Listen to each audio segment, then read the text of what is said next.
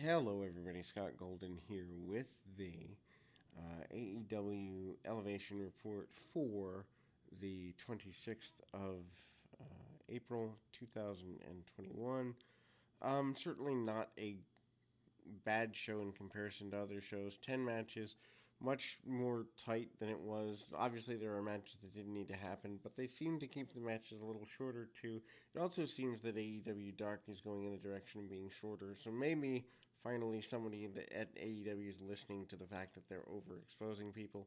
Ray Phoenix with Penta defeats Chuck Taylor with Trent in about 7 and a third minutes.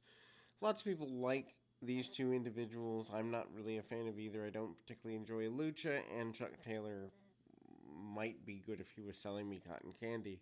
But they basically are building the feud between the Death Triangle best friends, Alex Abrahantes. The Spanish announce guy is out there, and he comes out to distract Taylor.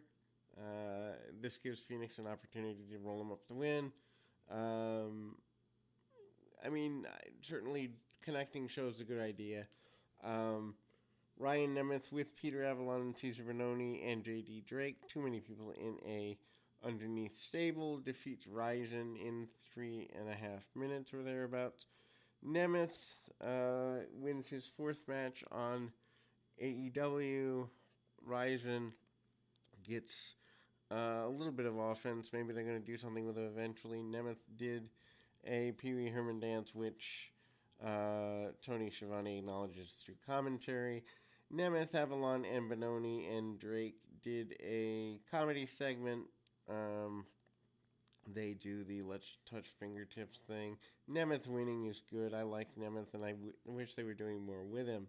Orange Cassidy defeats Dean Alexander in 54 seconds. Why even have a match if it's going to be over that quickly? Cassidy and Alexander throw their jackets at each other.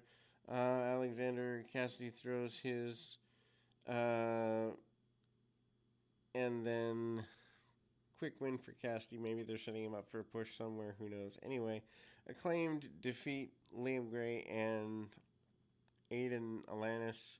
Alanis, I believe, is part of the Georgia Wildcats promotion. I know I've seen him in Evolve a few years ago. Anyway, Caster has a decent rap as to be expected. A return of Anthony Bowens that they've done a really decent job building. He was out with a knee injury. Great to see him back and actually care more about him than when he left. So good job there. Gray and Alanis do an interesting tag team. Caster and Bowens are the stars and get the win pretty quickly. Nick Canamaro with the factory defeats VSK in about 1 3/4 minutes. Dominating performance by Calamaro. VSK gets a hope spot or two, but what can you do in less than 2 minutes? Calamaro hits a bunch of power moves. Post-match, Calamaro destroys VSK. And then Rising Star highlight for Leia Hirsch. Beautiful video package. And it's a life wrestling and career retrospective, and they should put these onto Dynamite for more people to be able to see them. Basically, she's shown as a bad tail lady. Layla Hirsch and Ryo Mizunami defeating Amber Nova and Diamante in just under 4.5 minutes. Lots of people say this is a decent match. I'm not a fan. I, in all honesty, did not enjoy this, but I'm not a fan of anyone in the match other than Hirsch, really. Everybody else just doesn't do it for me. Nova and Diamante work over the heels during the match. Diamante, in particular, is in control. Hirsch looks good, and she is very crisp. Lots of judo-style throws, and being compact, her height will work against her. Diamante attacks Hirsch, and Schiavone announces both wrestlers are going to face each other on Elevation next week, so at least they're building to something, which is cool. Chris Statlander with the best friends in Orange Cassidy defeats Tisha Price in just under 2 1/4 minutes. Statlander's second match back. She comes back after a year off due to a knee injury. Statlander boops the referee Bryce Rensburg.